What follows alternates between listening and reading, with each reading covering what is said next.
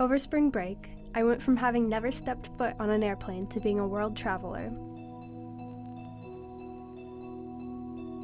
I'd like to say that I'm very grateful to those at the media school who were involved in planning this trip.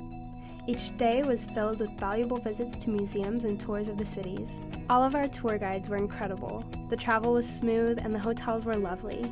From speaking with others in the group, this seems to be the unanimous reaction to the trip as a whole. The combination of great planning and use of free time were what made the trip a memorable spring break. Ernie Pyle was a restless man, as we have learned in class and understood through his many columns. Ernie, I understand. I too am from a small town in Indiana. I too studied journalism at IU. And now, after arriving home from a week of constant travel, I too feel the urge to see other places and meet people in the nooks of cities that will reveal themselves along the way. From the first day of our journey, the footsteps of Ernie Pyle Group has sucked in each destination like a vacuum. After getting up early in London and going on a long walking tour, then climbing the 528 steps to the top of St. Paul's Cathedral, then wandering through the Churchill War Rooms, we still explored the city of London into the night and celebrated afterward in the hotel lobby. It was a trend throughout the trip. Whether as one group or a few smaller ones, we didn't let our days end with the tours. We spread out, walked the streets of London and Paris, and learned to navigate the metro system.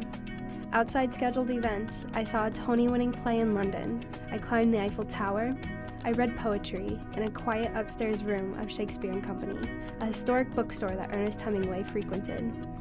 While on a tour in the Montmartre area of Paris, I found several stickers on light posts and buildings. They were the size of bumper stickers with big blocky text. J'existe.